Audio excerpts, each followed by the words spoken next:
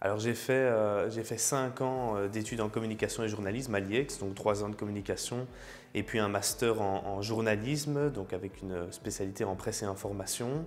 Et par la suite, c'est le groupe politique qui est venu me trouver en me proposant d'être attaché de presse. Donc c'est un peu par hasard que je me suis retrouvé à cette fonction-là.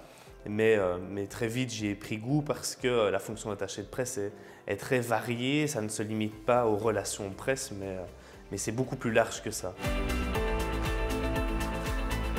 Parfois, il y a des journalistes qui nous appellent en disant « Tiens, moi je voudrais faire un sujet sur tel ou tel point, est-ce que vous avez quelqu'un pour intervenir là-dessus ?»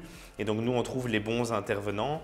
Et puis, l'autre grosse partie du job, c'est de nous faire en sorte que ce qu'on a envie de mettre dans la presse s'y retrouve. Et donc, c'est de la préparation de communiqués de presse. C'est beaucoup de contacts formels et informels avec les journalistes. C'est de créer une relation de confiance avec les journalistes pour que nous, on leur amène des sujets. Alors parfois, ça ne les intéresse pas, c'est pas grave. Soit on va voir un autre journaliste, soit tant pis, ce sera pour un autre sujet. Quand le point de vue qu'on défend de son organisation ou dans mon cas du groupe politique arrive à passer dans la presse le plus justement possible. Donc quand on arrive à vraiment faire passer un message, donc il faut que ce message soit déjà cohérent, soit déjà juste sur le fond, mais ça c'est moins notre boulot. Nous, c'est surtout de faire en sorte que sur la forme, en termes de communication, il soit repris par les journalistes, qu'il soit repris de façon générale, même au travers de la société. Et puis quand j'entends parfois peut-être des gens dans la rue qui parlent de telle ou telle sortie médiatique et que je me dis tiens, en coulisses, c'est moi qui me suis chargé de cette sortie médiatique, me dit que finalement l'objectif il est atteint parce que c'est arrivé directement jusqu'aux citoyens. Et puis si on fait ça, c'est vraiment c'est notre objectif premier, quoi. C'est vraiment de s'approprier les sujets, de les comprendre, de pouvoir tout synthétiser parce que ceux qui viennent nous présenter ces sujets en nous disant « tiens, moi j'aimerais bien que ça fasse un relais dans la presse », eux, ils le présentent avec des termes très techniques et nous, notre job en tant qu'attaché de presse, c'est vraiment de vulgariser un maximum pour que ce soit compréhensible par tout le monde et donc même un sujet extrêmement compliqué soit compréhensible par tous les citoyens. Au début, j'étais assez seul et puis je me suis rendu compte et je l'ai signalé autour de moi à mes responsables qu'il fallait absolument être beaucoup plus nombreux parce que dans la communication, finalement, chacun a ses spécificités. Donc petit à petit, j'ai pu travailler en équipe et c'est toujours intéressant, même si quelqu'un s'occupe spécifiquement de la partie presse, c'est toujours intéressant d'avoir des relectures, notamment sur les communiqués de presse, sur le fond, mais aussi sur la forme. C'est intéressant si à un moment on doit gérer des réseaux sociaux, pareil, s'il faut faire des tweets, s'il faut faire des publications sur les réseaux sociaux, d'avoir d'autres personnes qui vérifient, de pouvoir échanger sur les idées. Et puis, quand il y a des campagnes de communication, par exemple, à mener, il faut co-créer ça, il faut construire ça ensemble. Donc, dans tous les cas, il faut absolument en communication pouvoir challenger les idées, pouvoir échanger avec d'autres personnes pour avoir les meilleures idées possibles en matière de communication.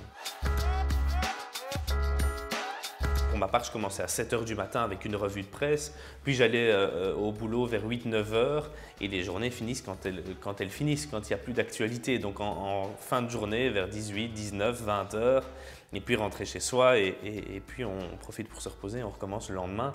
Mais ça dépend vraiment, c'est très variable, ça dépend forcément de cette fameuse actualité dont je parle beaucoup, mais il y a des périodes qui sont plus intenses que d'autres. Par exemple, au niveau politique, pendant les vacances scolaires, finalement, c'est un peu plus calme. Il faut être réactif. Il faut pouvoir rapidement rebondir en fonction de ce qui se passe. Il faut surtout il faut être assez calme. Il faut, malgré l'urgence, arriver à toujours revenir les pieds sur terre, se dire tiens, ok, est-ce que c'est le bon moment de communiquer? Est-ce qu'il faut communiquer directement? Est-ce qu'il faut attendre un peu?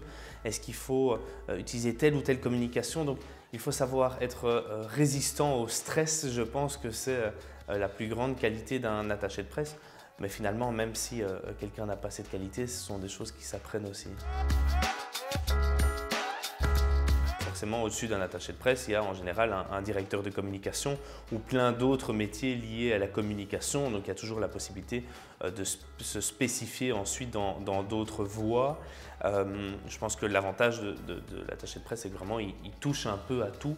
il est dans tous les domaines de la communication. En tout cas, il a un œil sur tout et donc ça lui permet après de se réorienter. Si à un moment, il y en a un ras-le-bol, moi pour ma part, j'ai fait 1 an et demi attaché de presse et puis ici, je souhaite lancer ma propre agence créative et donc du coup, je me lance complètement dans autre chose. Mais toute l'expérience que j'ai acquise grâce à cette fonction me permet de faire d'autres choses. Donc je pense que être attaché de presse, surtout, ça ne se referme pas sur quelqu'un. Ça permet vraiment d'acquérir énormément et puis d'éventuellement changer de voie par la suite. C'était quelqu'un avec qui je travaillais dans une ASBL qui était coordinateur et qui m'a dit « Olivier, l'urgence n'existe pas, sauf si il y a un incendie ou sauf si il y a quelqu'un qui est en urgence vitale parce qu'il fait un malaise ou quoi. » Et ça, je pense, c'est très compliqué de le comprendre pour beaucoup de personnes. Et quand on est attaché de presse, tout le monde vient nous voir. Dans mon cas, dans une organisation politique, tout le monde venait me voir en me disant « c'est urgent, c'est urgent ». Non, l'urgence, il faut savoir la calmer, il faut savoir réfléchir. Et ça, je pense que c'est un bon conseil qu'on m'a donné. C'est surtout dans notre société aujourd'hui où tout va toujours plus vite, où tout est rapide. Ok, si c'est urgent, ça veut dire que ça a été mal géré en amont, ça veut dire qu'on ne l'a pas anticipé. Et donc, on s'est mis tout seul dans cette situation-là. Donc, effectivement, l'urgence n'existe pas.